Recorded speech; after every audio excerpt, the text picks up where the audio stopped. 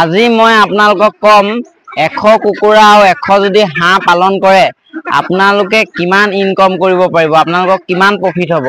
আজি মই এই ভিডিঅ'টোত আপোনালোকক জনাম 100 কুকুৰা আৰু যদি 100 হাঁহ পালন কৰে আপোনালোকক কিমান প্ৰফিট হ'ব আৰু কেনে ধৰণে প্ৰফিট হ'ব, কেনে ধৰণে পালন কৰিলে আপোনালোকৰ বেছি প্ৰফিট হ'ব। আপোনালোকে ভিডিঅ'টো চাই থাকক। আজি মই আপোনালোকক কৈ আছো, এইবোৰ দেখিছে মোৰ হাঁহ কুকুৰাবোৰ, এইবোৰ চাই লওক। আপোনালোকে এইবোৰ দেখিবলৈ পাইছে হাঁহ কুকুৰাবোৰ। মই যিহেতু হাঁহ কুকুৰা পালন কৰি আছো আৰু মই যিহেতু হাঁহ বিকিয়ে আছো, বহুত হাঁহ বিকিলো এতিয়ালৈকে। আৰু এয়া দেখিবলৈ পাইছে মোৰ হাঁহ কুকুৰাখিনি, এয়াই আছেগে মোৰ ভাগৰ। মই চব বিক্ৰী কৰি আদায় দিছো, বাকী এইখিনি আছেগে আৰু বিক্ৰী কৰিবলৈ। এতিয়াও হলেও বহুত আছে বিক্ৰী কৰিবলৈ, কেইটামান নহয়। মই আপোনালোকক কম যে 100 হাঁহ 100 যদি কুকুৰা আপোনালোকে পালন কৰে তেতিয়াহ'লে আপোনালোকৰ বহুত ডাঙৰ ইনকম এটা কৰিব পাৰিব। আপোনালোকে চক 100 যদি কুকুৰা পালন কৰে, আপোনালোকে যদি ভাবিছে আধা দানা খুৱাই, মানে আপোনালোকে খুব বেছি ভাবিছে যদি আপোনালোকে মানে 5000 টকা দানা খুৱাই পানি এনেকে মেলি দিম বুলি ভাবিছে, তেতিয়াহ'লে 100 কুকুৰা পালন কৰিলে 5000 টকা আপোনালোকে দানা খুৱাই মেলি দিলে। তাৰ পাছত আপোনালোকে আকৌ আপোনালোকৰ 5 মাহত ধৰিছো চাউল ধান 5000 টকা এটা খালে, টোটেল আপোনালোকৰ 10000 খৰচ আহিলে। আৰু সিহঁতৰ 1 কেজি ৱেট হৈ যাব 5 মাহত। 1 কেজি ৱেট 5 মাহত হৈ গ'লে মানে আপোনালোকে প্ৰত্যেকটো কুকুৰা যদি 1 কেজিকে হৈ যায়, আপোনালোকে 100টা কুকুৰাত 35000 টকা পাব, 350কে কেজি বিকিলে। আৰু আপোনালোকৰ খৰচ হ'ল কিমান? 10000 টকা। আপোনালোকৰ প্ৰফিট থাকিলে কিমান? 25000 টকা, বা 25000 বাদ দিয়ক, 20000 থাকিলেও আপোনালোকৰ বহুত। তেনেধৰণে আপোনালোকে 100 কুকুৰাত 5 মাহত 25000 টকা ইনকম কৰিব পাৰিব। তাৰপিছত আকৌ যদি মই যাওঁ হাঁহৰ ক্ষেত্ৰলৈ, হাঁহ আপোনালোকে যদি 100 পালন কৰে, হাঁহে আপোনালোকৰ 20000 টকা দানা খাব। আৰু 20000 টকা দানা খোৱাৰ পিছত সিহঁতৰ ৱেটটো 1 কেজি 400 পৰা 1.5 কেজি ৱেট আহি যাব। তেতিয়া আপোনালোকে হাঁহ যদি বিক্ৰী কৰে, তেতিয়া হাঁহ যদি আপোনালোকে বিক্ৰী কৰে 400কে এটাত, তেতিয়াহ'লে আপোনালোকে 100টা হাঁহ কিমান পাব? 40000 টকা। আৰু আপোনালোকৰ দানা খালে কিমান?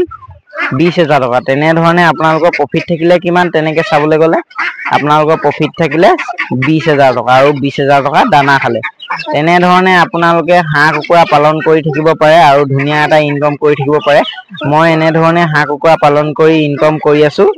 আপোনালোকে তেনেধৰণে হাঁহ কুকুৰা পালন কৰক। মই কৈছো বহুত মানুহে এনেই আছে, আৰু হাঁহ কুকুৰা পালন কৰিলে কিন্তু বহুত লাভ হয়। চবেই কিন্তু কথাটো গম নাপায়। আপোনালোকক মই জনাই দিছো, হাঁহ কুকুৰাত বহুত পইচা আছে। আপোনালোকে ভাবিব পাৰে হাঁহ কুকুৰা পালন কৰি পইচা নাই বুলি। আৰু হাঁহ কুকুৰা পালন কৰিলে কেতিয়াও আপোনালোকে লোকচান নহয়। মানে আপোনালোকৰ বহুতে ভাবিব পাৰে লোকচান হয়, কিবা হয়, কিন্তু আপোনালোকে হাঁহ কুকুৰা পোৱালিটো নিজে উলিয়াবলৈ চেষ্টা কৰক। কিনি আনিলে আপোনালোকৰ প্ৰফিটটো বহুত কমি যাব। কিন্তু যদি আপোনালোকে হাঁহ কুকুৰা যদি নিজে যদি পোৱালিটো উলিয়াই ইনকুবেটৰৰ পৰা, তেতিয়া আপোনালোকৰ প্ৰফিটটো মই যেনেধৰণে কৈছো তেনেধৰণেই থাকিব।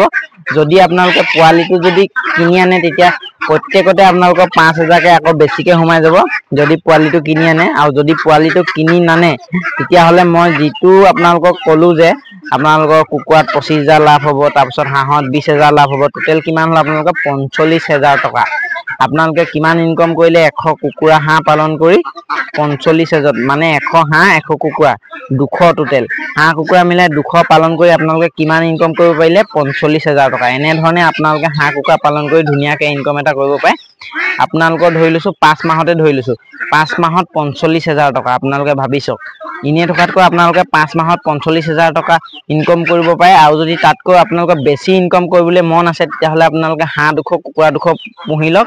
তাৰপিছত আপোনালোকে সেইটোক ডাবুল কৰি দিয়ক, 45000 টকা। আপোনালোকৰ কিমান হ'ল? 90000 টকা। আপোনালোকে 5 মাহত 90000 টকা ইনকম কৰিব পাৰিব। তেনেধৰণে আপোনালোকে হাঁহ কুকুৰা পালন কৰি ইনকম কৰিব পাৰে।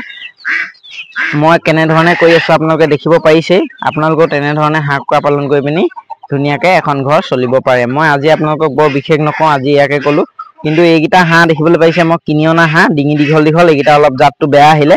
এনেধৰণে আপোনালোকে নিজৰ গাঁৱৰ পৰা কণী কানেকশ্যনটো কৰি পানি ইনকুবেটৰৰ পৰা উলিয়াবলৈ চেষ্টা কৰিব। তেতিয়া আপোনাৰ পোৱালিটো ভাল হ'ব, হাঁহৰ সঁচটো আপোনালোকৰ গ্ৰোথটো ভালকে ল'ব, তেতিয়া আপোনালোকে ভাল দাম পাব। আৰু যদি আপোনালোকে য'ৰ ত'ৰ পৰা পোৱালি আনিবলৈ চেষ্টা কৰে, তেতিয়াহ'লে আপোনালোকৰ পোৱালিটো ইমান ভাল নাহিব আৰু গ্ৰোথটো নল'ব। মই কম যে আপোনালোকে নিজে এটা ইনকুবেটৰ লৈ লওক। তাৰপিছত যদি ফাৰ্ম হিচাপত কৰিবলৈ মন আছে তেতিয়াহ'লে আপোনালোকে ইনকুবেটৰ লৈ পিনি নিজে পোৱালি উলিয়াওক, তেতিয়া আপোনালোকৰ প্ৰফিটটো বেছি হ'ব। মই আজি বৰ বিশেষ নকওঁ, আজি ইয়াকে ক'লোঁ। আপোনালোকে যদি 200 হাঁহ 200 কুকুৰা যদি পালন কৰে তেতিয়াহ'লে আপোনালোকৰ 5 মাহত 90,000 টকা ইনকম হ'ব। দানা খৰচ বাদ দি দেই, দানা খৰচটো ধৰি নহয়, দানা খৰচটো বাদ দি। আৰু যদি আপোনালোকে 200 পালন কৰে তেতিয়াহ'লে আপোনালোকৰ 45,000 টকা 5 মাহত লাভ হ'ব। মই